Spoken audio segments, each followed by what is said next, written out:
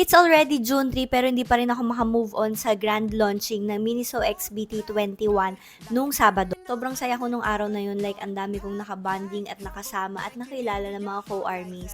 I got the chance to meet din Miss Shaira. Ang saya lang din nung banding namin ng mga army friends ko and then yung mga army fan bases, nakilala ko sila and nakabanding. And ang saya kasi magsha-shopping ka doon tas kasama mo yung mga co-armies mo. So talagang kagulo, like pag nauubos yung particular item na to, like, nagpapanik ang lahat. Nakakatuwa yung mga staffs ng Miniso kasi nire-restock naman nila agad. They know the power of armies kaya dinamihan talaga nila yung stocks nila. Pag nagpunta ka sa store nila, mafe-feel mo talaga na parang BT21 store siya. At kahit wala kang planong bumili ay mapapabili. For as low as 99 pesos, meron ka na mabibiling official merch. Yes, you heard it right. Official merch po ito dahil official collaboration to with Line Friends. Mga 3 items lang yung binili ko kasi meron pa ako dito sa bahay. Ito nilagay ni Trish sa cart ko.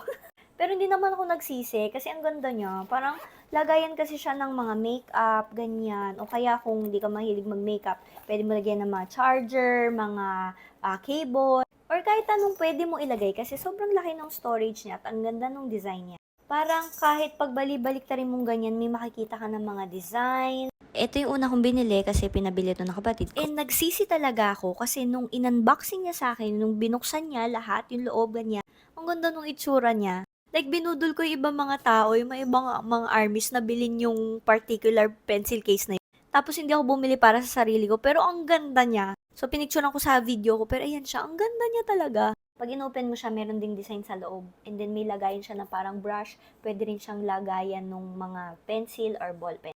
Pero isa ito sa favorite ko. Itong storage na cube.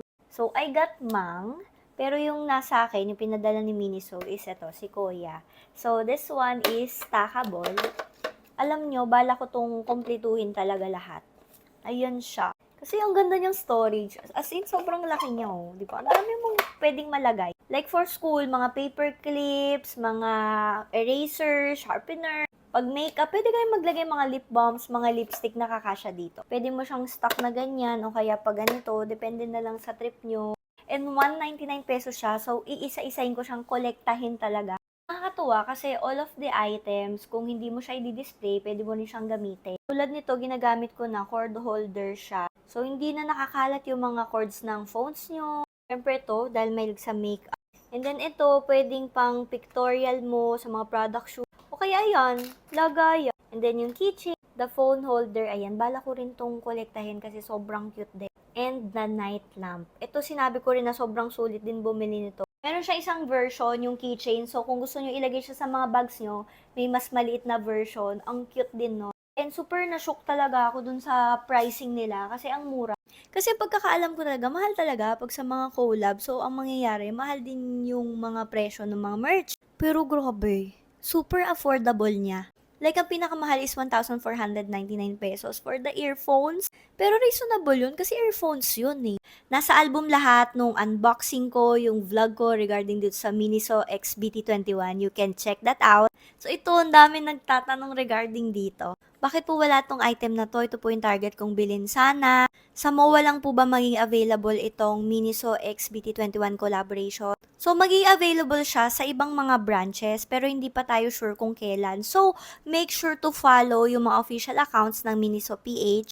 Magkakaroon ng second batch of merch para dito sa collection na to. So, antayin natin. Super excited na rin ako. So, kayo guys, kung di pa kayo nakapunta sa MOA para mamili nitong BT21, ano pa inaantay nyo? Bumili na kayo sa Miniso. Let's go! Ito, ire-reco ko sa inyo ng paulit-ulit. Alam nyo naman, di ba marami akong mga recos kapag nagustuhan ko. Pero this one, paulit-ulit ko sasabihin na kunin nyo kasi grabe. Sobrang useful, sobrang ganda, and mura lang.